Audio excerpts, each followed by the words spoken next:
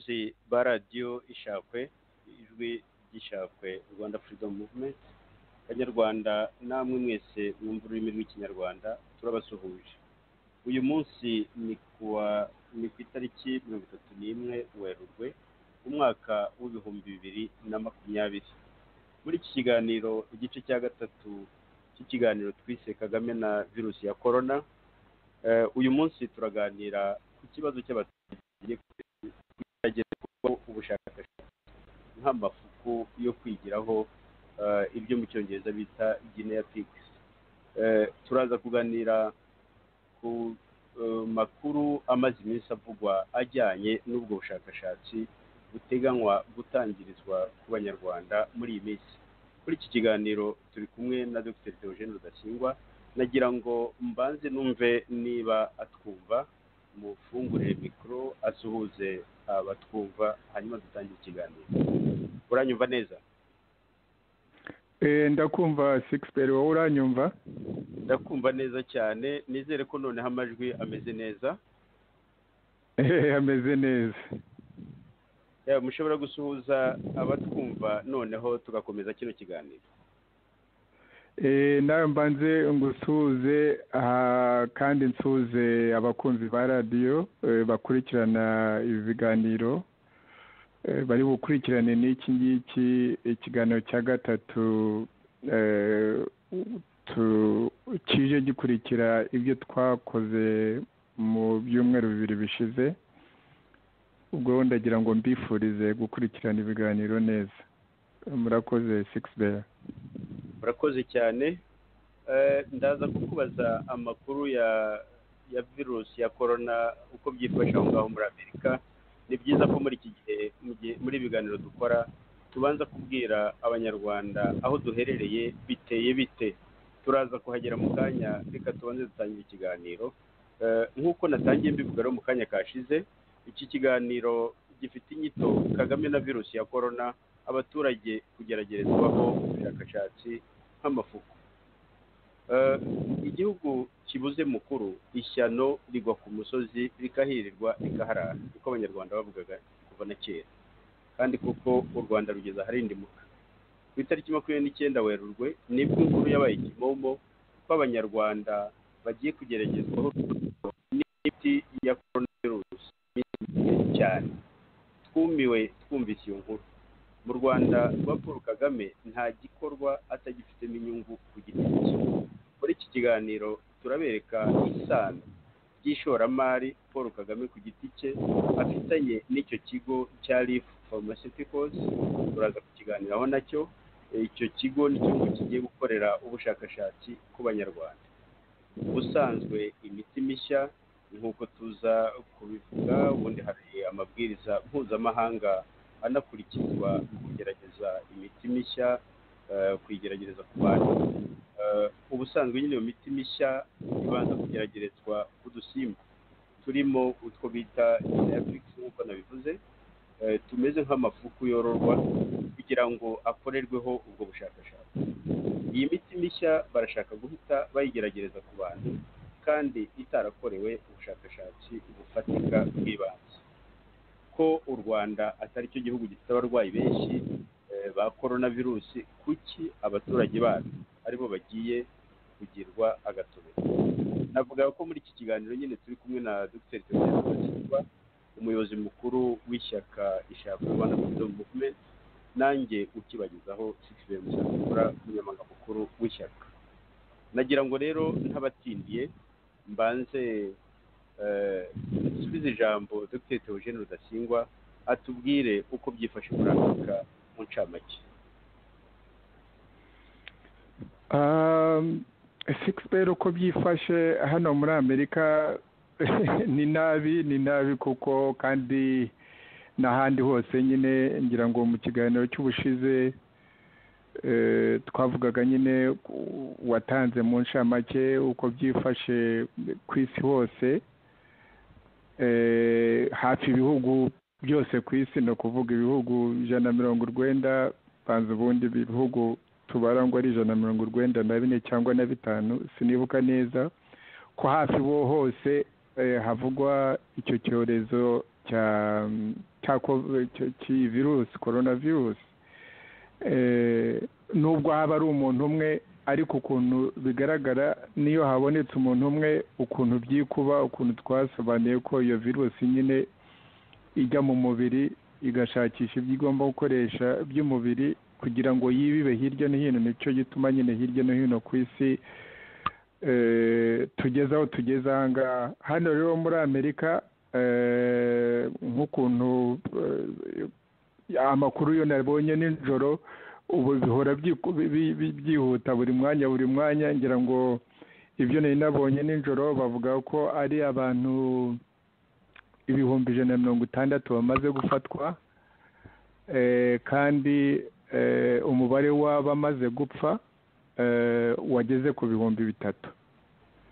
Urumva rero ko ari iki buri munsi ni ikintu gikomeje gukura cyane kandi giteye inkeke. N'aha ngaha muri leta yombamo muri state ya Maryland kugeza ubu ngubu ntabwo bari barashyizeho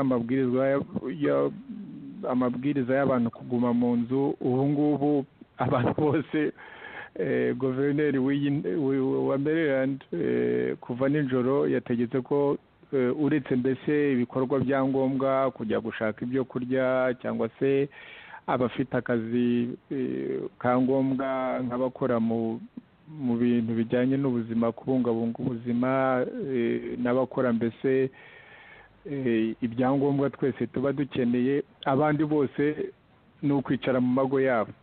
Ntabwo rero nkusubiza ijambo, ibintu hano ntabwo bimeze neza na gake, kandi bavuga ko muri uku kwezi kwa kane tugiye gutangira ko bizarushaho kuba bibi, ko binashoboka ko hashobora gupfa abantu muri iki cyorezo hagati y'100,000 n'200,000. Niko bavuga iyo bakoze bene ya mibare yabo, babyita modeling, babikoreye kuri za computers. Bavuga ko birashoboka ko hafi abantu 100,000 n'200,000 bashobora gupfa, ndetse hashobora gufatwa abantu bashobora no kugera kuri 2,000,000 z'abanyamerika. Urumva rero ko ikibazo kiri imbere, kiracyari imbere, ni ukubitega amaso. Birumvikana ko ikibazo kirakomeye cyane, ikibazo cya coronavirus kirakomeye cyane, ko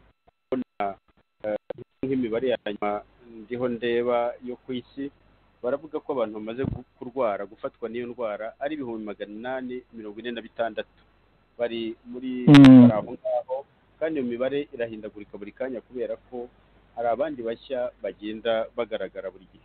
Bakavuga ngo hamaze gupfa abantu 41,000, ubwo ni hafi 42. Igihugu gifite abarwayi benshi cyane ni Leta Zunze Ubumwe za Amerika nk'uko umaze kubisobanura. Bakaba bavuga ko nyine abashya biyongere ku barwayi bari basanzwe ni 17,000 mu gihe kigufi cyane. Bikaba bigaragaza nyine ko umuvuduko ari munini. Hagakurikiraho igihugu cy'Ubutaliyani gifite abarwayi bari mu 105,000, hakaba hamaze gupfa abantu 12,000. Ni ukuvuga rero ubushize dukora ikiganiro ndumva twaravugaga ibihumbi bingahe, none bibaye 12. Ni ukuvuga ko bigeze naho byikuba kabiri kandi bigiye cyane. Noneho hakaza igihugu cya Espagne nacyo gifite abarwayi bari mu 94,000, hakaba hamaze gupfa abantu 8,000. Mu Bushinwa hari abarwayi abafashwe ni 81,000, hakaba harapfuye 3,300. Hagakurikiraho Ubudage buri mu 70,000, naho hakaba harapfuye abantu muri za 600. Hanyuma mu Bufaransa naho birakomeye kuko abamaze gupfa ni 3,500, muri Iran 2,800, mu Bwongereza hafi 1,800, mu Buholandi naho hamaze gupfa nk'igihumbi. Birumvikana ko iyo mibare iteye ubwoba cyane. Imibare ivugwa umuntu akumva iri hasi cyane niyo muri Afurika. Abantu bakaba bakeka ko koko icyo cyorezo cyaba cyaratinze kuhagera, ariko nanone bavuga ko icyo cyorezo gishobora kuba ibipimo ibikoresho bikoreshwa mu kugisuzuma no kugira ngo n'iyo mibare kugira ngo imenyekane ko hashobora kuba harimo ubuzarire bwinshi cyane ku buryo cyangwa se n'ubushobozi budahagije ku buryo mu by'ukuri imibare yaho nyakuri itazwi neza. Mu Rwanda rero ubushize tuvuga ijambo Kagame yavuze yavugaga ko ngo harwaye abantu amaze gufatwa abantu muri za 60 kandi ubwo yavugaga ko hari hashize ibyumweru nka 2. Ni ukuvuga rero ko muri iyi minsi gahe imaze kwiyongeraho abo ngabo mu Rwanda nabo bariyongera, imibare yaho ntawamenya uko ingana kuko ntibukwa. Reka rero tugaruke ku kiganiro cyacu. Koko mu Rwanda hari inkuru nshya, iyo nkuru ni kimomo, biravugwa mu bitangazamakuru byo mu Rwanda, biravugwa n'abatavuga rumwe na leta y'u Rwanda mu bitangazamakuru binyuranye bakoresha, bavuga bati ni gute abanyarwanda aribo bagiye kugeragerezwaho imiti urwo rukingo rwa korona. Nk'uko twabivugaga muri iyi mibare tumaze gutanga hejuru, biragaragara cyane ko aho icyo cyago cyiganje cyane ni mu bihugu nka Leta Zunze Ubumwe za Amerika, mu Butaliyani, mu Bufaransa, mu Budage, mu Bushinwa ndetse no muri ibyo bihugu byateye imbere. Noneho aho kugira ngo urwo rukingo niba ari urukingo rw'igitangaza koko, aho kugira ngo rugeragerezwe ahari abarwayi benshi, bagiye kurugeragereza ahantu hari abarwayi bakeya cyane. Bikaba byumvikana rero ko mu by'ukuri harimo impamvu nyinshi cyane zitavugwa arizo tuza kugerageza gusesengura hano, noneho tukanareba ni izihe nyungu Perezida wa Repubulika Paul Kagame yaba afite kugira ngo yemere ko abaturage b'igihugu ayobora, abaturage avuga ko bamutoye 99% baba ari bo bageragerezwaho imiti itazwi, batanazi bakaba ari bo bagiye kuyigeragerezaho, kandi azi ko nk'uko nawe yabyivugiye ejo bundi abarwayi bamaze gufatwa mu Rwanda bari muri za 60, kandi hari ahantu hari abarwayi banafite ibimenyetso koko bikomeye cyangwa se bamaze no kugera n'ahantu hakomeye cyane cyane bavuze imibare y'abantu bagenda bapfa buri munsi. Noneho ugasanga aho kugira ngo iryo geragezwa ibere aho ngaho, bikaba rigiye kubera ahantu kuri umuntu yavuga ko icyo cyorezo ari bwo kikihagera. Nagira ngo yenda hari mbere y'uko duhita tujya muri icyo kiganiro, mbanze nshyiremo aho umuyobozi w'ikigo cya leta gishinzwe imiti n'ibiribwa bita FDA, Dr. Karangwa Charles, twumve icyo abivugaho hanyuma dukomeze ikiganiro. Turacyaraganira hari ibyangombwa kugira ngo batangire, hari ibikenerwa tukiganiraho mu minsi mike rwose. Hari ibikenerwa gusobanurwa kugira ngo bimenyekane uburyo bizakorwa, kuko ntabwo wakwemera ko umuntu wese apfa gukora ku bantu. Hari protokole biriho, hari ibyo muganira, nibyo tukiganiraho, ariko nubwo biri mu nzira yo gusozwa. Ntabwo ari ibya covid gusa, bo bareba ubundi infection iyo ari yo yose, yaba ari infection bacterienne, yaba ari infection parasitaire nka malariya, yaba ari infection virale nka ebola. Ikintu gituma umuntu ashobora kugira ibibazo cyangwa agapfa ni ukubera buri umwuka muri za tisi. Ubwo rero ubushakashatsi bwabo bureba uburyo bwakongera ubudahangarwa bw'umubiri kugira ngo wa mwuka ubura ugere. Bafite rero imiti ishobora gutuma babasha gukora ubushakashatsi izajya ituma noneho wa mwuka utabura kugira ngo umubiri ukomeze kurwanya indwara. Dr. Claire Niyikiza uyobora Leaf Pharmaceuticals yatangaje ko mu byumweru 3 bashaka ko uyu muti waba umaze kugeragezwa. Ibyo nyine aho turaza kubigarukaho dushyiremo n'amajwi ya Dr. Claire Niyikiza ni muntu ki, nabyo turaza kubivugaho, turaza kubigeraho, ariko nagira ngo twumvikane ko koko ibivugwa mu makuru atari ibintu by'amakuru gusa, ko byageze inzego za leta zibishinzwe, nubwo byasimbutse aho byahereye mu nama y'abaminisitiri kubera ko ikintu nk'icyo gikomeye cyane ubundi cyari gikwiye kugira inzira kinyuramo mbere yuko igeragezwa nk'iryo ryemezwa ko rigiye gukorerwa ku baturage. Hari inzira byagombaga kunyuramo ariko kubera impamvu tuza kuvugaho byarabyikubise bitabyikubita hariya, bikaba bigaragara yuko nyine aho bigeze bagiye kuko gutangira kubikoresha. Nagira ngo subize ijambo Rudasingwa ugire icyo tubwira kuri iyo sosiyete yitwa Leaf Pharmaceuticals, tunarebe muri n'uyu mushinga imiterere yawo, icyo uhatse n'icyo umuntu akwiye kwitega mu bihe biri imbere. Murakoze. Murakoze 6B. Ntaragira n'icyo mvuga kuri iyo sosiyete yitwa Leaf Pharmaceuticals. Mu by'ukuri iyo uwo mugabo w'umunyarwanda ariko w'umunyamerika Clayton Niyitegeka yashinze mu mwaka w'2014, nagira ngo mbanze tubanze tunasobanurira abanyarwanda cyane cyane ko amakuru yo dufite nk'ibyo ngibyo by'uwo umaze gushyiraho ukuriye icyo kigo Karangwa, Dr Karangwa, ntacyo atubwiye. Sinzi no mu byo uza gushyiraho bya Niyitegeka, Dr Niyitegeka, ko ari byinshi ari butubwire kuri ibyo bintu bashaka gukoraho ubushakashatsi cyangwa se kugerageza ku banyarwanda. Ni ukuvuga ngo ibintu biracyari mu bwiru hagati ya Kagame na Dr Niyitegeka n'abo bandi bo bakorera Kagame, Dr Karangwa, kandi ndamya ko abenshi ubwo wanasanga na Minisitiri w'Intebe n'abandi ubundi wakabaye utekereza uti bagomba kuba bari mu mushinga nk'uwo nguwo, bagomba kuba babizi, baranabiganiriyeho mu nama y'abaminisitiri. Ariko siko ibintu bikora mu Rwanda, cyane cyane ibintu nk'ibyo ngibyo.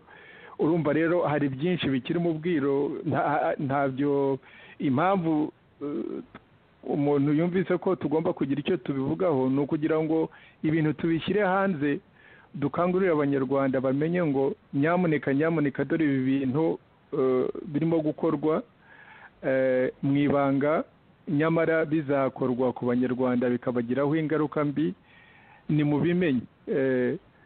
Ntabwo ari nuko wenda tuvuga ngo ibyo bintu biranashoboka yuko wenda ibyo bintu bimaze kujya ahagaragara, kandi ibyo muri DMI na Kagame ntibijya bijya ahagaragara, wenda dushobora gusanga koko hari akamaro bishobora kugirira abanyarwanda. Ariko ibintu byakozwe mu bwiru nk'ubwo ngubwo ahanini buba bufite icyo bihatse. Mu gutangira rero nagira ngo mvuge ko abantu bamenye yuko ubu hashize imyaka myinshi, njya kuva sinibuka neza imyaka ariko ni myinshi, irenze n'10. Dr Niyitegeka aba muri ya konseye cyangwa se ya komiti y'abanyamahanga, ubundi bamwe b'ibihangange, ariko na Niyitegeka nawe ni igihangange mu rwego rwe, si uko ari mutoya, ariko umugereranyije n'abo ba Tony Blair wahoze ari minisitiri w'intebe w'Abongereza, ugashyiramo mu pasitori abanyarwanda bamenyereye kubona cyane witwa Rick Warren, ugashyiraho abantu b'abaprofeseri bamwe bigisha za Harvard, ugashyiramo n'abandi benshi.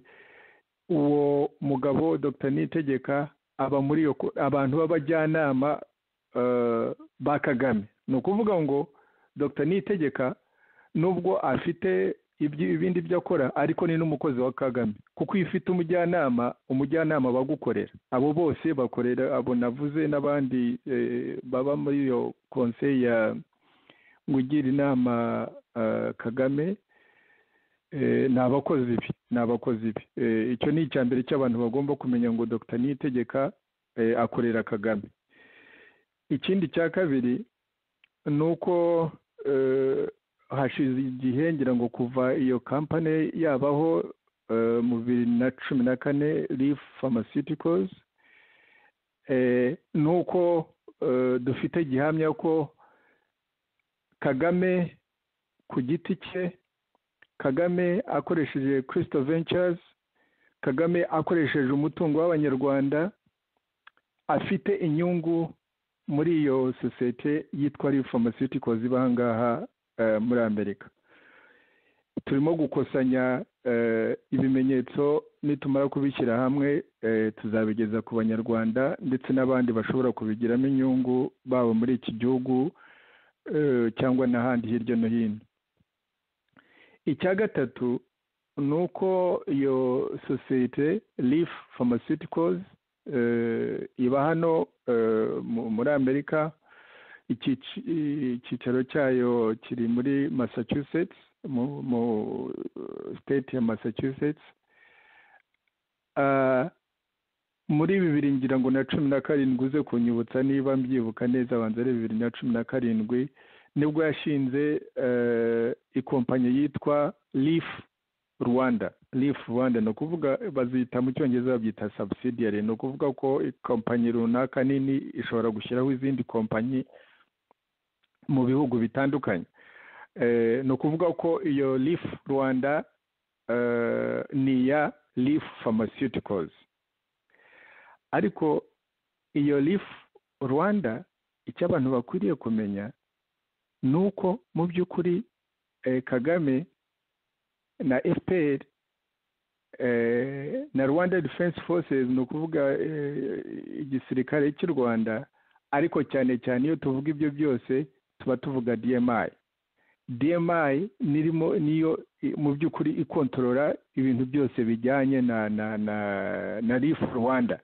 No kuvuga wanavuga ngo Leaf Rwanda ni ya DMI, ariko uyivuze ngo ni ya DMI no kuvuga ngo ni ya Kagame. Icyo ngicyo abantu bagomba kugisobanukirwa, kubera ko iyo wumvise icyo ngicyo, nk'ukuntu mu biganiro bishize tuvuga ngo tujye dufata igihe dusobanukirwe uko DMI ikora. Unatekereza ukuntu yagize itya ikaroba uwo munyabwenge Dr. Niyitegeka, ikamushyira mu gitimba, ku buryo noneho ashobora ahanini ntabwo n'umuntu nk'uwo ashobora no kuba wenda nabizi ko akoreshwa na DMI, ariko urumva yuko yo yamenye ukuntu igomba kumukoresha.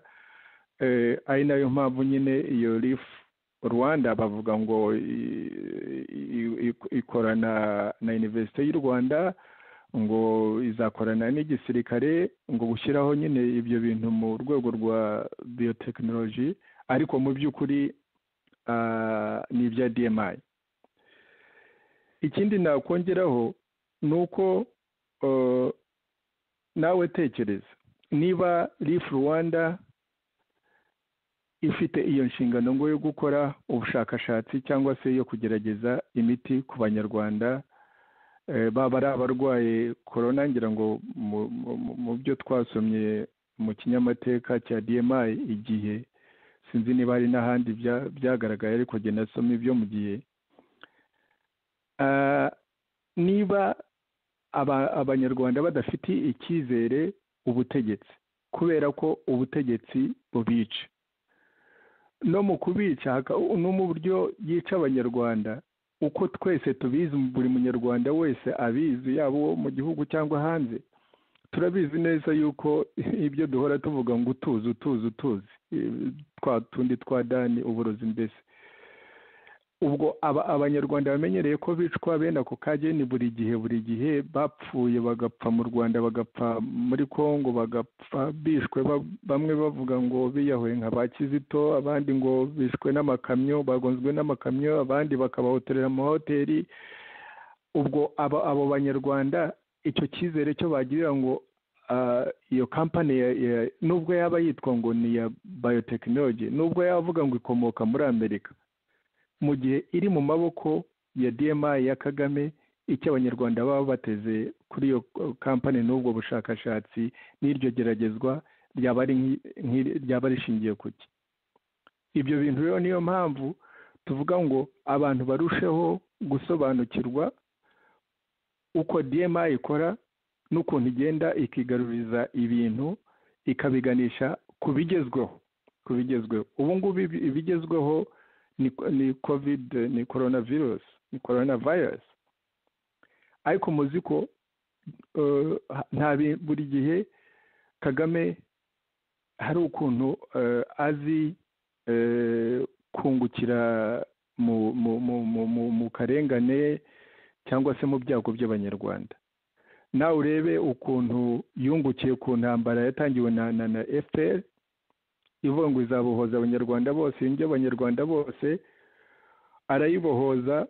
Ingaruka ni izi ngizo tubamo, mbese uko yigize umwami uganje, nyine umwami wica agakiza, akica kurusha n'uko akiza. Urebe ukuntu ku bintu bijyanye na jenoside y'abatutsi yabyungukiyemo, akabyungukiramo kuko abikoresha kwita ko abahutu bose ari abanyabyaha, ari abajenosideri, ngo baruce barumire. Abatutsi akababwira ati ni jyewe wabakijije, hatagira umvugaho uvuga ndamumena, nka bya ya magambo nyine amenyereye kuvuga. Hakabaho iyo mvugo, mbese iyo nkuru yasakaye yuko mbese habaye jenoside y'abatutsi, akaba ari we ubakiza. Nyamara yaba iyo jenoside y'abatutsi, yaba na jenoside yibasiye abahutu, iyo atembera ahubwo arwanya, azakomeza kurwanya kugeza avuye ku isi, ibyo byose urabona ko ari ibintu byo agenda akoresha kungukiramo kugira ngo agume ku butegetsi kandi akomeze kwigaruriza umutungo wakabaye ufasha abanyarwanda. Ni nk'uko we n'umuryango we n'umugore we na famiye bungukiye mu bintu bya sida. None ubu bigezweho rero ni ibyo ngibyo bya coronavirus. Agize atya nyine agafata abo bantu nk'agakingirizo, ariko ashaka kubikoresha, yabikoresha mu kwica, gushakisha ibizica abanyarwanda, yabikoresha ngo abyungukiremo amafaranga nk'ukuntu akiza ariko ahora ashaka andi. Urumva ko ibyo byose ntabwo bijyanye n'inyungu z'abanyarwanda, kuko iyo biza kuba bijyanye n'inyungu z'abanyarwanda twakabaye dusoma Zixbert mu binyamateka tuvuga ngo dore protocol yo aba bantu bashaka gukoresha bazagenderaho, kuko hari ibintu byinshi bigengwa n'ayo mategeko mpuzamahanga ndetse n'ayakabaye ariho mu gihugu. Ariko ibyo ntabwo tubisoma, ibintu byose biracyari mu bwiru, ariko turegera ngo dutere induru hakiri kare, kandi ubwo hari n'ibindi biza gukurikiraho tugomba gukora kugira ngo ariyo kampani ifite icyicaro y'Inyamerika, ifite icyicaro inahangaha, niba hari ibyo igomba gukora mu Rwanda igomba kubikora bidatandukanye cyangwa se bigomba kujyana n'amategeko mpuzamahanga, cyane cyane iriya protocol ya Helsinki iwanya aho ngaho 6B igenga uburyo abantu bagomba gukora ibintu nk'ibyo ngibyo. Ntabwo ari ugutabaza rero gusa kuri radiyo, ariko hari n'ibindi tugomba gukurikiraho kugira ngo dukomeze dutabarize abanyarwanda, ariko n'abanyarwanda ubwabo bakanguke, he kuzagira umuntu ushukwa bakoresha iterabwoba cyangwa ibindi ngo babajyane mu bintu nk'ibyo ngibyo, kuko muri ayo mategeko mpuzamahanga umuntu wo bagomba gukoraho ibintu nk'ibi ngibyo agomba kubyemera kandi bimuturutseho, kandi akanabivamo aramutse yumva ntacyo bimumariye cyangwa se bishobora kumugirira nabi. Kandi ikindi ni uko umuntu ugomba kujya mu bintu nk'ibyo ngibyo si ukuvuga ngo abyemere gusa, ariko agomba kubyemera ari uko hari ibintu byanditse akanasinyira bigaragaza icyo bashaka gukora n'iki, barashaka gukora iki. Izo za detaye nizo mbese abantu bagomba kumenya. Ndahamya ko no mu minsi iri imbere tuzongera tukagaruka ku iradiyo kugira ngo nihaba hagize ibintu bigaragara byabonetse, ubwo tuzongera tugire n'ikindi dushobora kuvugaho. Naba ngusubije ijambo 6B. urakoze cyane kuri iryo sesengura kuko ni ngombwa ko abantu bamenya inyungu Kagame afite muri ibi bintu byose, abantu bakabona ko bagasobanukirwa neza ko mu by'ukuri atari ubugira neza gusa. Nakwibutsa yuko nabonye hari ababyanditse bafite ubushakashatsi baheragaho bavuga yuko bavuga ngo muri 2009 Kagame yatanze miliyoni 22 z'amadolari zari zivuye muri icyo bitaga sosiyete y'u Rwanda, kuvuga isanduku y'ubwiteganyirize bw'abakozi cyangwa Rwanda Social amafaranga ashorwa muri sosiyete y'Amerika yitwa Merrimack Pharmaceuticals. Hanyuma muri iyo sosiyete nyine ikaba irimo bariya ba Michael Fairbanks na ba Michael Porter, abo bakaba bari muri ya nama ngishwanama ya Kagame. Ni ukuvuga mu by'ukuri ayo mafaranga yavuye mu kigo cya leta cy'ubwiteganirize bw'abakozi ajya gushorwa mu bintu aba bantu bafitemo inyungu, abantu b'abajyanama ba Perezida Kagame.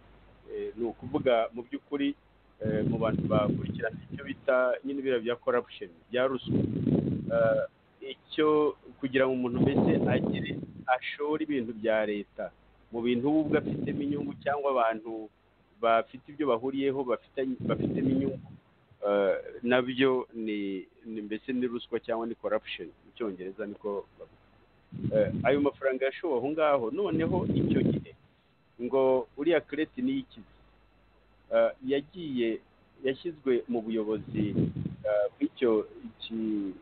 bw'iyo sosiyete nini Merrimack, ajyamo ari visi perezida kubera ko nyine asa naho mbese ahagarariye za nyungu z'u Rwanda, za nyungu za miliyoni 22 z'amadolari. Noneho nyuma yaho aza kugera ubwo ava muri 2014 yavuyemo ahita ashinga nyine iyo sosiyete ye nk'uko babisobanuye. Noneho ashinze ya sosiyete ye umuntu akibaza za nyungu yari ahagarariye ya madolari miliyoni 22 zimukanye nawe cyangwa zasigaye aho ngaho muri Amerika. Noneho rero arakomeza, ariko n'ikindi kigaragara ni umuntu wa Kagame cyane bakoranye byinshi. Ndaza gushyiramo aho Kagame yabwiye nyine muzakore n'ubushakashatsi ku Gikeri ngo kugira ngo mbese ngo bamenye impamvu Igikeri bakijugunya kikagwa, ngo kijugunya ngo kikagwa kikureba. Ni ibintu yavuze ahantu banza bari muri Rwanda Day, Dr. Kreti ahari nawe yagasobanura ati chairman nyina muvuga nka shebuja ati databuja kuko ibyo bintu turabikoraho ubushakashatsi. Icyo nacyo ariko utarakomeza six page mu rwenya, kuki Kagame yari afite interest ku Gikeri? Nuko bavuga ngo kwa kundi mbese buri bwoko bugira inyamaswa iburanga, banza twebwe ngo abagesera bavuga ngo ni inyamanza, ba Kagame ngo ni Bikeri. Niyo interest afite, yashaka kumenya ko niyo wamujugunya aho yaba ageze hose agomba kugaruka areba ko agomba kwica abanzi, abo yita abanzi. Niki ntabwo numva sense yabyo, ariko wakomeza. Interest ya Kagame ku Gikeri, nanjye ntabwo nashoboye kumenya neza interest ya Kagame ku Gikeri. Cyakora kuko nk'umwega birazwi ko mu Kinyarwanda ikirangabwoko cy'abega ni Igikeri. Kuba rero yenda yaba agifiteho amatsiko akavuga ko Igikeri bakora ubushakashatsi nabyo birashoboka, ariko buriya nabyo ntabikayoberana, buriya nabyo bizagira aho bimenyekana. Ariko icyo nacyo ni kimwe mu byo abantu bavuzeho icyo gihe. Yenda nk'iyo tubivuga gutyo hari igihe abantu bavuga batari ko se bati ibyo bintu nibyo koko uwo Kreti waganiraga nyine icyo gihe na Kagame ngo bakore ubushakashatsi ku Gikeri niwe noneho ugiye kugerageza imiti ya corona ku Banyarwanda, bakavuga bati ibyo bintu byabayeho. Hari abantu batibuka ko amadisikuru nk'ayo aba yarabayeho. Nagira ngo wenda mbanze nkanyuzemo dukomeze. Dr. Kreti yavuze ko hari umukoro Perezida Kagame yamuhaye nko gukora ubushakashatsi ku muti ushobora kuva mu byatsi by'inyabarasanya ndetse no mu gikeri. igikeri gifite iyindi uniqueness. Icyo gihe twumvikanye na Kirete ahubwo banza atarabikurikiranye ko azamenya scientific reason behind it. Usibye biriya yavuze ni nka defense mechanism, biriya bifite igikeri kigera ku mugongo, secretion iri very poisonous.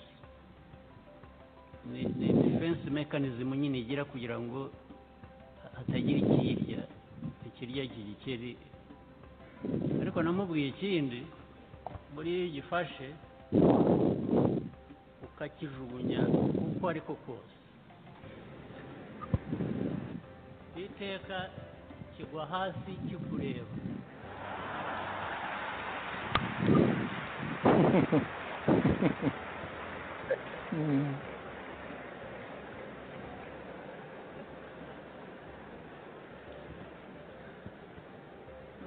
Nabwiraga Kirete nubwo hagomba kuba harimo mu GPS mu gifite uko mubwe nabyo azakurikirana arebe the scientific reason. Cyangwa abyibuka sinzi aho ugeze. Nagira ngo mbwire His Excellency ko ibyo bintu byose na chairman yambwiye turiho turabikurikirana, ndetse ahubwo maze iminsi mvuga nti hari ibyuma bihambaye bikoresha iriya ariko na hano birahari, turavuga tuti tuzaza tubikurikiranira aha ngaha kugira ngo tubiranye. ubwo nyine Dr. Kirete nubwo bari mu bavuga mu by'ubushakashatsi ku gikeri, ubwo wa mugani Kagame nabo bona ari nk'igikeri, nyine avuga ati uko wangira kose nahindukira mureba. Ndibaza ko ari nk'ibyo bashaka kuvuga, ariko nyine icyo gihe, ariko icyo bigaragaza ni uko ntabwo ari umuntu mushya, ntabwo ari umuntu w'umushakashatsi mushya, ni umuntu ufitanye amateka ya n'aya na Kagame. Hari kiriya twavuze miliyoni 22 yavuye muri Kisosiyali akagenda akajya muri iriya sosiyete nini ikora ubushakashatsi ku by'imiti n'ibindi, noneho ndetse ahaviriyemo agashingiye, noneho yashinze bikaba bigaragara ya mafaranga, kuko n'ubundi we yari yajyanyemo aho ngaho ahagarariye ya mafaranga yari amaze gushyirwamo. Bikaba bigaragara ko ashobora kuba yari mu nyine umutungo yari ahagarariye akawukomezanya aho ngaho.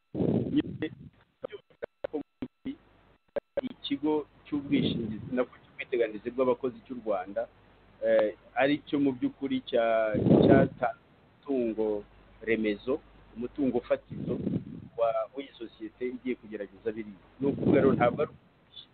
Hanyuma nanone ikindi abantu batazi icyo bakeneye kumenya ni uko Dr. Kirete yikiza. Hari igihe iyo umuntu nyine avuze ngo ni Dr. hari abantu bumva ko Dr. wese ari umuganga, cyangwa se ko hari ababyitiranye. Ntabwo ari umuganga, nta buganga yize. Ibyo yize ntawe bihuriye n'ubuganga, cyakora koko iby'amafarumasi yabikozemo, iby'ubushakashatsi by'amafarumasi yabikozemo, icyo cyo ni ukuri kuko ufite ibintu by'ubushakashatsi yagiye akoramo.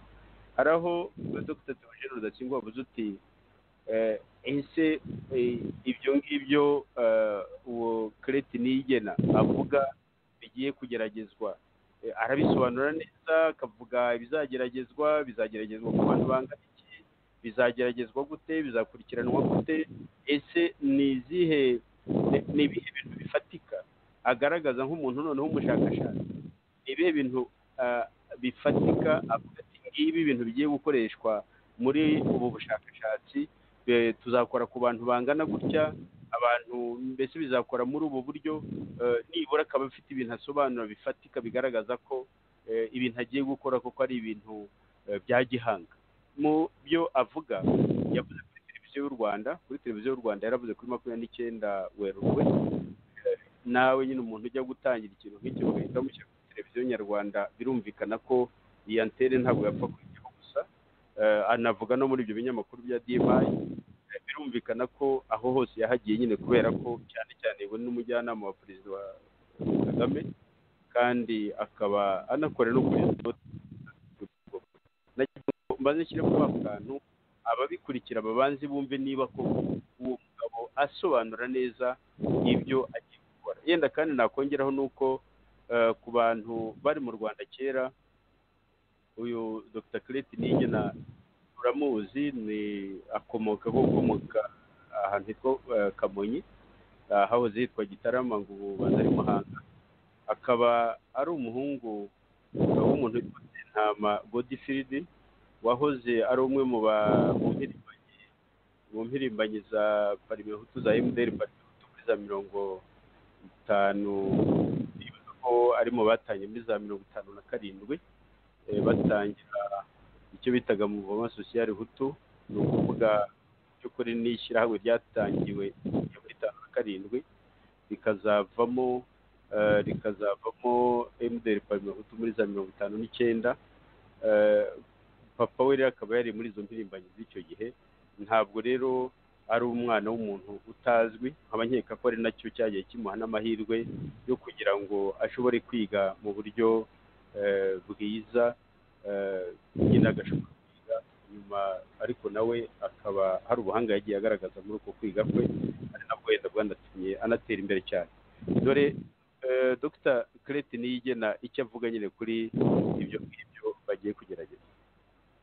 Kugeza ubu hari kompanyi 17 zirimo n'izacu zirimo kugerageza kuvumbura imiti y'urwanya.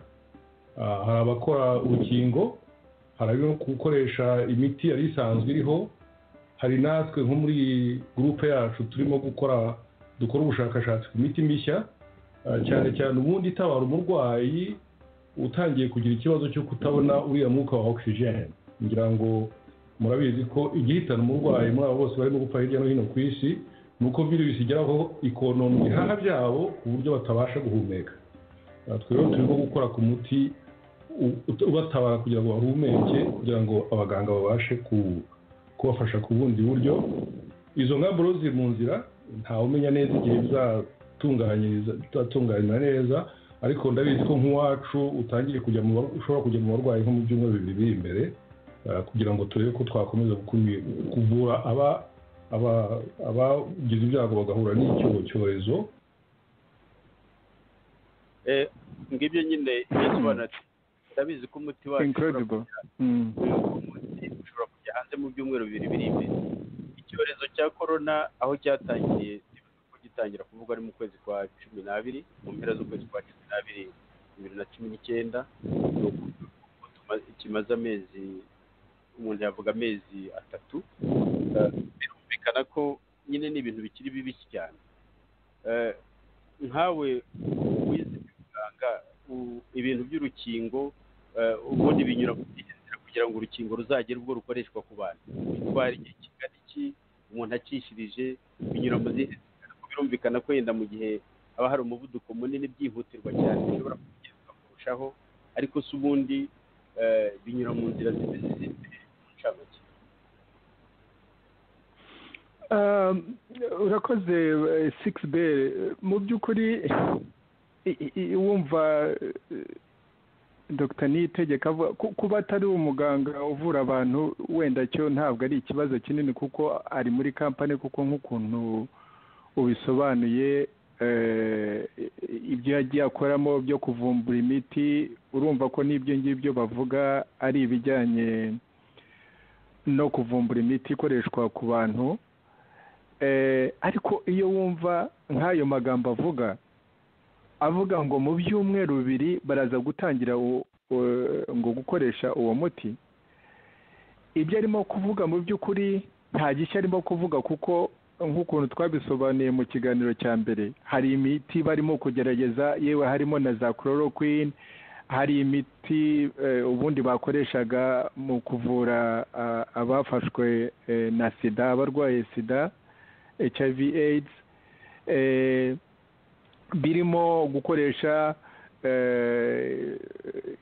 igice kimwe cy'amaraso y'umuntu warwaye wafashwe na korona, kuko iyo ufashwe na korona ni ukuvuga ngo ko mu mubiri wawe umubiri we uba waratangiye gukora ibyo kurwanya korona. Bashobora gufata ayo maraso y'umuntu rero warwaye bakaba bayashyira mu muntu urwaye, mbese ibyo bikoresho birwanya ako gakoko ka virusi bigatangira noneho nawo guhangana n'ubwo burwayi bwa korona. Ibyo byose biravugwa. Ibyo Claire avuga ni uko nyine abantu ubwo iyo mu Rwanda cyane cyane agahugu nk'akacu, iyo umuntu yavuzwe na Kagame, ubwo abantu nyine ngo indirimbo umukuru nyir'urwo ateye buri muntu wese arikiriza, ukagira ngo avuze rwose ibintu bihambaye cyane bitangaje, ariko arimo kuvuga ngo ayo makompanyi ngo 17 ngo niyaba irimo. Yewe nagiye kuri website yabo, n'abantu batwumva bashobora kujya bagiye kuri Google bakandika Leaf Pharmaceuticals, Leaf ni LEAF, bashobora kwisomera kuri website bakareba ubundi miti iyo bari mu nzira yo kugerageza kuvumbura, cyane cyane ni imiti yo kurwanya kansa. Nubwo bari baravuze ubwo bashyiraho icyo kigo, iyo sosiyete mu Rwanda nyarwanda yitwa Leaf Rwanda, bari bavuze ngo umuti wa mbere wa kansa ngo uzavumburwa mu Rwanda ukoreshwa muri Afurika ngo uzavumburwa muri 2019. Sinzi niba n'ibyo ngibyo byarabaye, wenda nabyo ni ibintu abantu bakwiriye ariko nta byabaye, ahubwo icyakozwe nuko bageragereje imiti ku bana b'abakobwa ngo b'imyaka 12, abana b'abakobwa nibo mu mwaka wa 6, banabategeka rwose ko bafata ngo urwo rukingo ndibaza ko urukingo nako ari ni nk'urukingo rwa kanseri y'inkondo y'umura. Barufata bisa nk'aho rwose ari nko ku mategeko, hanyuma ntawongeye kubikurikirana. Urumva ni ibintu byakozwe muri iyo jugujugu, ni ibintu bikorwa gisirikare, ku buryo abo bana ntawe bakurikiranye ngo agende amenye niba bya bindi bageragerejwe ku ingaruka zabyo. Kandi noneho wareba ugasanga byakozwe na sosiyete yitwaga Merck, nayo ifitanye amasano na biriya twavugaga, biriya byose baciyemo amafaranga nabyo n'uyu mugabo. Ariko ku buryo rero n'ibyo bindi bavuga ngo muri 2019 bizaba byatanze ibisubizo ngo bagahana u Rwanda ngo inkingo miliyoni 2, ntabwo ibyo bintu ntabwo byigeze bitangazwa ko icyo urakoze kunyunganira aho ngaho. Icyo nashaka kurangiza kuri icyo kibazo warumbaje rero, ibintu bijyanye n'urukingo ni ibintu bundi cyangwa se n'imiti bica muri bya nk'ukuntu twabivuze muri bene kwa kugerageza clinical trials. Ubundi bitwara nibura umwaka umwe n'igice, ni ukuvuga amezi 18. N'ahangaha hari abanyabwenge n'ibikoresho n'amafaranga n'iki. Hambere hari igihe nk'ibyumweru bishize umukuru w'igihugu cyane cyane yakomeje avuga chloroquine, ko ubwo ngo chloroquine ngo ishobora kuvura abo bantu bafite coronavirus. Abantu bakuriye ibintu bijyanye na santé publique, public health, ba Dr. Fauci n'abandi bakamubwira mu cyubaye batari ko nyakubahwa perezida ntabwo ibyo bintu babikoreye babikorera muri test tube, babikorera mu sinzi ukuntu umuntu yakwita test tube. Ntabwo babikoze, ntabwo bakoze iryo gerageza iryo test mu bantu, kubera ko nubwo chloroquine ishobora kuvura malaria, ariko ishobora kugira n'izindi ngaruka mbi cyane uyikoresheje mu madoze ari hejuru, wenda wakoresha no ku kindi kibazo nka coronavirus. Urumva n'ahangaha rero hari imiti, hari urwo rukingo abantu batekereza, ni ibintu bishya. No kuvuga ngo abanyabwenge ku isi hose n'ubushakashatsi ku isi hose n'ibikoresho biriho ku isi hose, abantu mbese barimo kugerageza ibintu byinshi. Biranashoboka yuko wenda n'iyo kampani ya niyitegeka yo Kagame afite inyungu na DMI ifitemo inyungu, bashobora nabo kuba bagerageza gushakisha ko bazavumbura ikintu nk'icyo, kuko uzakivumbura kigakora neza azabivanamo amafaranga menshi. Urumva Kagame we na niyitegeka barimo gutekereza inyungu bashobora kuvanamo, nubwo ibyo bintu biramutse binakoze byagira akamaro. Ariko ntabwo ushobora gufata abantu abanyarwanda miliyoni 12 ngo ubahindure guinea pigs utagaragaza ibyo ushaka gukora muri ibyo byumweru 2 ni ibiki. Urwo rukingo ni uruhe, barwita uruhe, ruzakoreshwa rute, amafaranga uzayavanaye, abazabikora ni bande? Ese ziriya ngingo zose tuba tuvuga zijyanye n'ukuntu bene ubwo bushakashatsi ku kiremwamuntu bugomba gukorwa muri ziriya principe za Helsinki, ese ibyo bintu warabyubahirije? None se niba Kagame na DMI na FPR n'igisirikare arizo ziyobora iyo Life Rwanda, ubwo abanyarwanda bamenyereye kwicwa nk'ukuntu bicwa, icyo cyizere bakivanayo kugira ngo bavuge ngo ntabwo ari ibintu bije biza kubarimbura birimo kubasonga byongera no kuri coronavirus. So ni ibyo ngibyo, ariko ibyo ntabwo Clet ntiyatinyuka kuvuga nk'ibyo ngibyo byo yavugiye kuri iyo radio, kuko abivugiye inaha ngaha akavuga muri ayo magambo ngo turi muri abo ngabo, ngo tuzatangira mu byumweru 2, abantu bamurye cyangwa se FDA yamutwara ikamwaka n'ubwo bushobozi bwo gukora izo za research, kuko uburyo arimo kubikora arafatanya abanyarwanda n'ubukene, kuko nyine hari abantu benshi badasobanukiwe, hari abandi nyine babifitemo inyungu nka ba Kagame, akikorera ibyo ashaka. Ariko muri Amerika ahangaha cyangwa se no mu bindi bihugu ntabwo ari uko nguko research ikora, kuvuga ngo tuzawutangira mu byumweru 2. Utese protocol usakoresha ni iyihe? Abo bantu se yatangiye kubabwira? Nibyo ngibyo tuza gukurikirana muri iyi minsi, ntabwo turi burekera aho ngaho, tuzakomeza kuri iyo dosiye. Koko ni ikintu gikomeye cyane, kuko nk'uko wabivuze ntabwo twakora ikiganiro ngo turekere aho, tugomba guhaguruka tukatabariza abanyarwanda mbere y'uko ubushakashatsi buhubukiwe butangira gukorwa. Nubwo mu Rwanda batakubahiriza amategeko mpuzamahanga ajyanye n'igeragezwa ry'imiti nk'iyo ngiyo ishobora kugira ingaruka zikomeye ku buzima bw'abantu, nubwo mu Rwanda batabyubahiriza, uwo Dr. Clet Niyikiza kubera ko aba mu gihugu afite n'ubwenegihugu bwa Amerika, akaba mu gihugu cyubahiriza ayo mategeko mpuzamahanga, we ibyo ari byo byose ibyo sosiyete ye yajya gukorera cyangwa sosiyete ahagarariye yajya gukorera hirya no hino ikabikorera ku bantu, nibaza ko yabikurikiranwaho aho yaba ari hose, bityo kibazo yagikurikiranwaho. Ndibaza ko rero ibyo bintu dukwiye kubihagurukira, noneho tukareba ko twarengera abanyarwanda. Impyisi niyo utayitera icumu ukayiha induru ushobora kuyitesha intama, nk'uko twari twabisezeranye, kuko ndabona igihe kiriho kitushirana. Iki kiganiro twazagikomeza ikindi gihe. Nagira ngo nyine uduhe umwanzuro wacyo, ugire n'ibitekerezo uduha bijyanye n'iki kibazo uko giteye, n'ukuntu abantu dukwiye kubyitwaramo, kugira ngo mu by'ukuri two kurebera gusa ngo uzasange nyuma tuvuga tuti abanyarwanda bageragerejweho ibi n'ibi, ko byabaye tureba twari hehe. Nibura kugira ngo dutange umuganda wacu. Dr. Theogene Rudasingwa.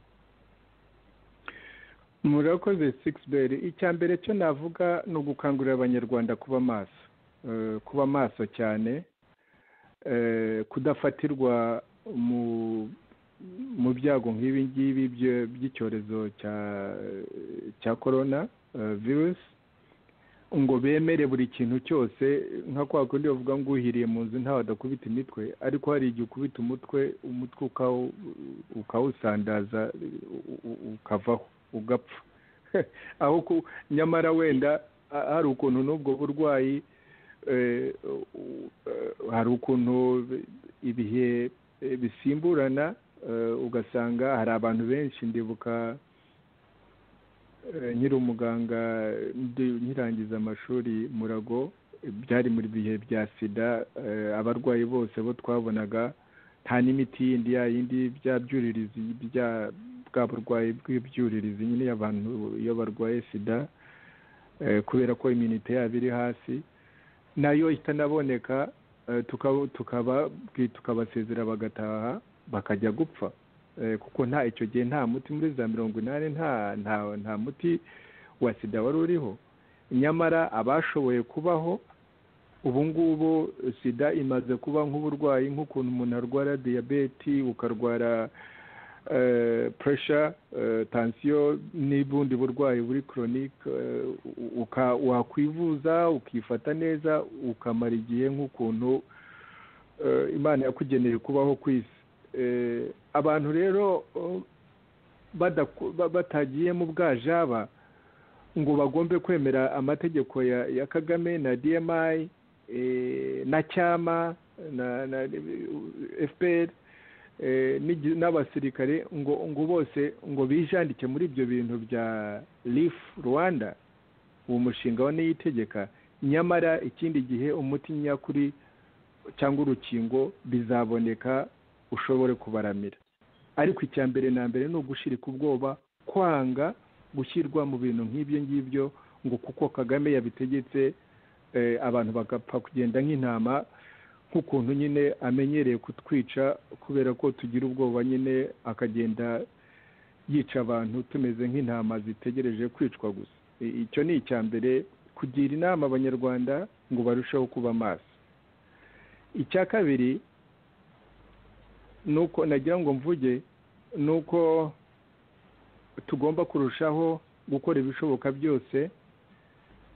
Ngira ngo mu masaha 28 tukiva kuri iyi radio turaza gusaba ababishinzwe inahangaha, ndetse dusabe na WHO wa muryango utabara ubuzima kugira ngo bakurikirane ibyo byitwa ngo ni ubushakashatsi cyangwa se iryo gerageza ryo miti Leta avuga, nibiba koko bishingiye ku bintu bishobora kugirira akamaro abanyarwanda, cyangwa se bikagaragara yuko ari ibintu byo Kagame na DMI na nitegeka barimo gufindafinda bishobora kugirira nabi abanyarwanda, ibyo ngibyo tuzavuza induru kugira ngo tubateshe. Na bya bindi bavuze ngo ni ushobora gutesha impyisi ibyo yashakaga kurya. Icyo narangirizaho ko muri ibi bintu byose za principe enye, ubundi abantu bakora ubushakashatsi cyangwa se bakora mu buvuzi n'abaganga nk'ibyo turahirira, ryarahira ryo bita ryakomoka kuri wa mugira icyo bita Hippocratic oath niko bayita. Icya mbere cyo abantu bagomba gutekereza mu bintu byose ni ugutekereza ibintu bine. Icya mbere ni uko bigomba gushingira ku nyungu z'uwo mushaka kubikoraho.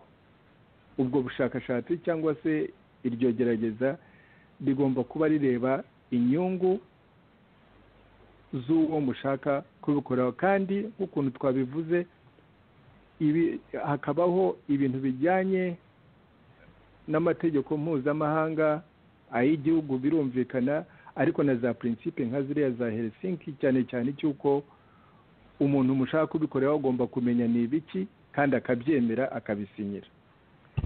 Icya kabiri ni uko ibyo bintu ushaka gukora ntabwo bizasiga umuntu bizica umuntu aho kumugirira neza.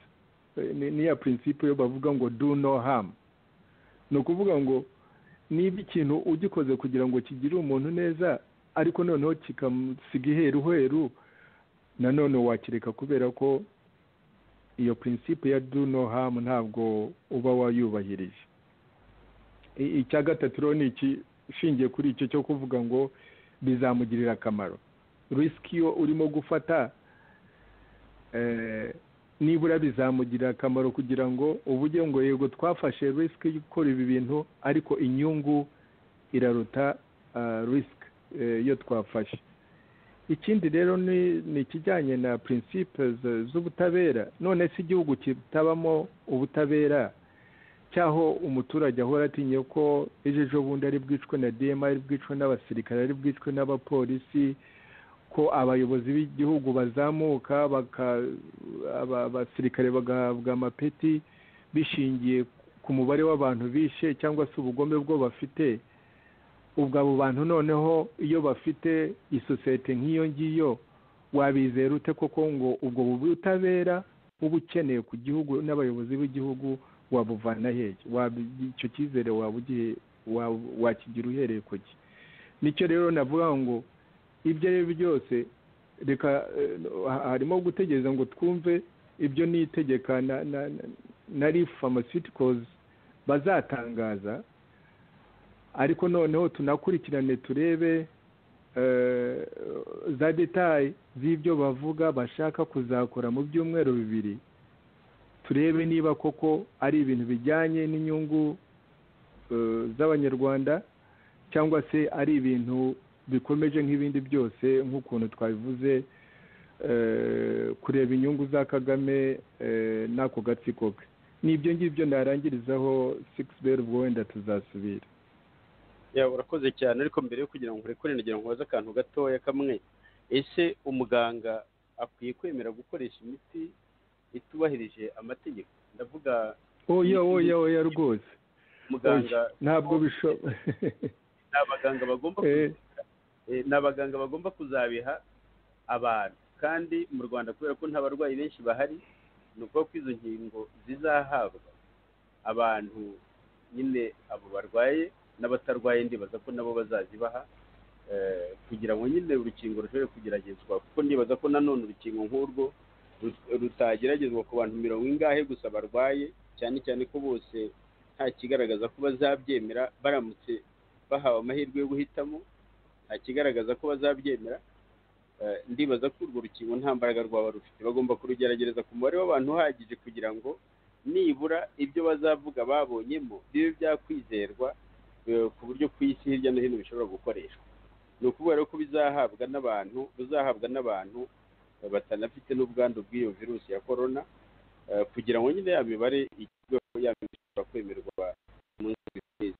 Rero nibazaga nyine wari ugisubije umuganga hari amaganga cyane cyane iyi protocol ya Helsinki cyane cyane ibivuga ku baganga, cyane ku muganga iza principe, ariko ntabwo research zikoreshwa n'abaganga gusa, nabo twita mbese abashakashatsi baba scientists sinzi ko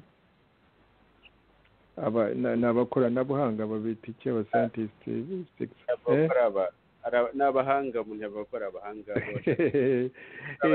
si ukuvuga ngo izi za research zikorwa n'abaganga gusa, ariko niba zikorwa ku kiremwa muntu izi za principe zose, nagira ngo ku bantu wenda tuzashakisha n'uburyo tuyikoramo inshamake mu Kinyarwanda kugira ngo dufashe abanyarwanda kumenya ko ibyo bintu bibaho koko, ko hari andi maso akwiriye kuba areba ibiba mu Rwanda, cyane cyane ko u Rwanda nyine rurangwa n'ubutegetsi bwica abaturage kandi bukabica mu buryo bwinshi, harimo no gukoresha n'uburozi.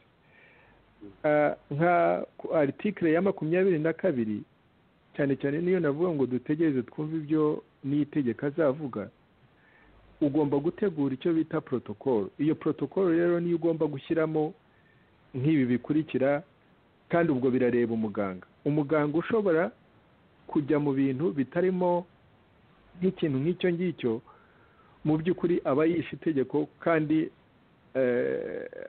aba akwiriye no kubihanirwa.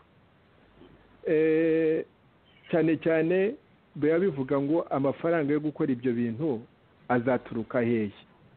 Ese ababiri inyuma ni bande? Sponsors. Ese abandi bantu za institution zindi zaba mu gihugu cyangwa hanze zishobora kuba ziri muri icyo gikorwa ni izihe? Bigomba kwandikwa kugira ngo abantu, nk'ukuntu udashobora gushora imari utabanje gukora due diligence, ni ukuvuga ngo gushakisha aho hantu ushaka gushora imari ni bande, ni sosiyete iteye ite, amateka yo ni ayahe, iyoborwa na bande, ese yarungutse, ese yarahombwe. Uzananyibutse 6 ubwo nibutse ikindi tuzashakira ikiganiro wenda mu minsi iri imbere, cyuko hari ahandi hantu iyo story yindi tuzavugaho ndayizi cyane kuko nayibayemo, ukuntu u Rwanda rwashoye amafaranga muri kampani yitwa OneWeb. Byanditse ahantu kugira ngo uzanyibutse tuzakora icyo OneWeb, ikuriwe n'umuntu witwa Greg Wyler. Iyo kampani ubu ngubu imaze gukoresha, yagombaga gushyira amasatelite menshi cyane, hafi 2,000 kugira ngo izashobore gutanga ngo internet ku isi hose aho umuntu ayishakiye igihe icyo ari cyo cyose. OneWeb uwo wayishinze Greg Wyler ndamuzi cyane kuko ni nanjye twamenye mbere y'uko amenyana na Kagame.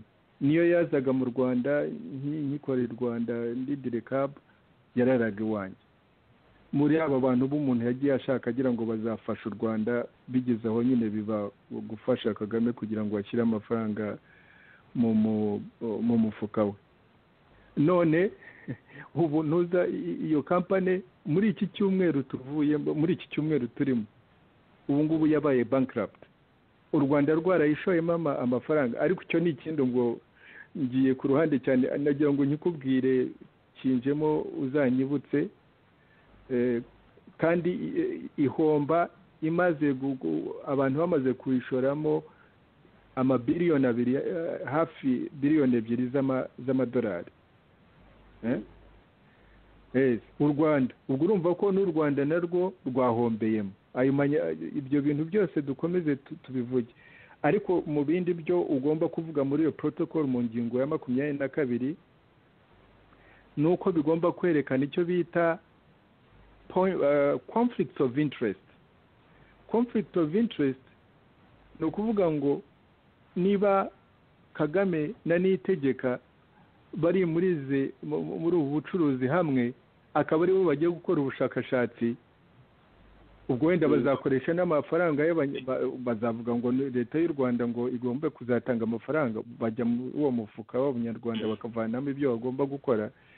Ibyo byose ni ibintu bigomba kugaragara. Urwo ni urugero natangaga muri article ya 22 ya Helsinki.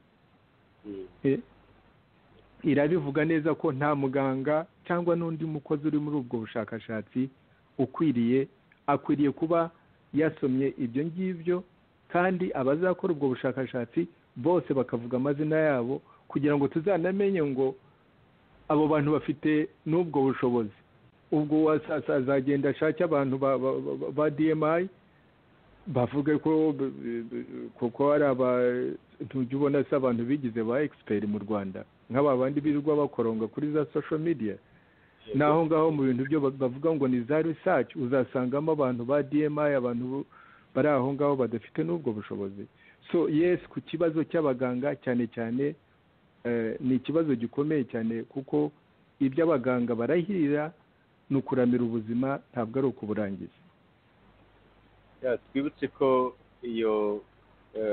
ko kuba nyine yenda kubo bataba babyumvise neza ko iyo protocol ya Helsinki hari nyine ni ndumva ari World Medical Association, ni ukuvuga ishyirahamwe ryo ku isi ry'abaganga ryateranye nyine kugira ngo rigire ibintu bikomeye cyane ryumvikanaho bijyanye n'uwo mwuga cyangwa n'ubushakashatsi n'ubushakashatsi imiti cyane cyane ibintu birebana n'abantu byabaye bya mbere muri 1964 byongera gusubirwamo mu yindi nama ya 29 yabereye i Tokyo mu Buyapani 2005, bongera kubigarukaho muri Itali 83, 96 muri Scotland muri 2000, muri Amerika mu 2000 na kangahe.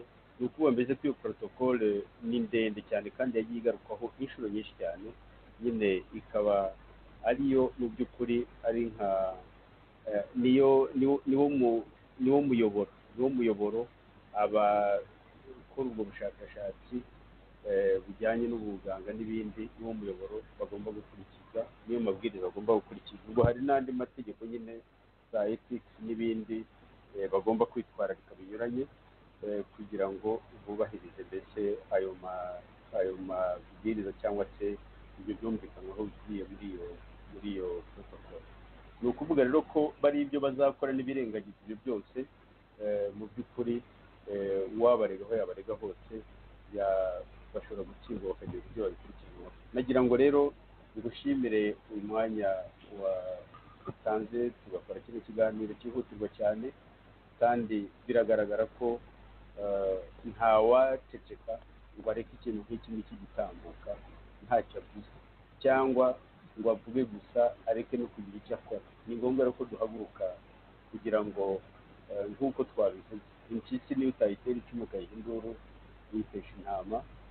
Ntabwo inyungu z'abantu ku giti cyabo zishobora gutuma ubuzima bw'abanyarwanda bwongera gutikira cyangwa gutikizwa muri biragufi. Nagira ngo rero nshimire abadukurikiye, abaduteze amatwi. Iyi ni radiyo Ishakwe, ijwi ry'ishyaka Ishakwe Rwanda Freedom Movement. Muri iki kiganiro bari kumwe na Dr Theogene Rudasingwa, umuyobozi mukuru w'ishyaka, na Titulaire Rusanzimfura, umunyamabanga w'ishyaka, umunyamabanga mukuru w'ishyaka.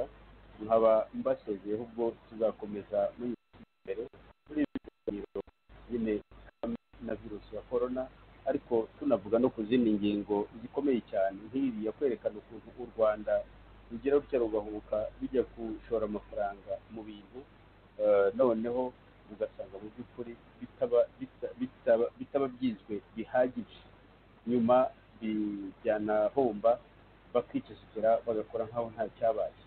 Nk'izo nkingo zikageragerezwa ku banyarwanda, abageragerejweho bagapotera bakagira bate, ntibagire igikurikira, ntibagire iki, ibintu bigaherera iyo ngiyo nk'aho nta byigeze biba. Murakoze rero abaduteze amatwi, ubwo naho utaha mugire ijoro ryiza aho bwije, igitondo cyiza aho bukeye. Mwari kumwe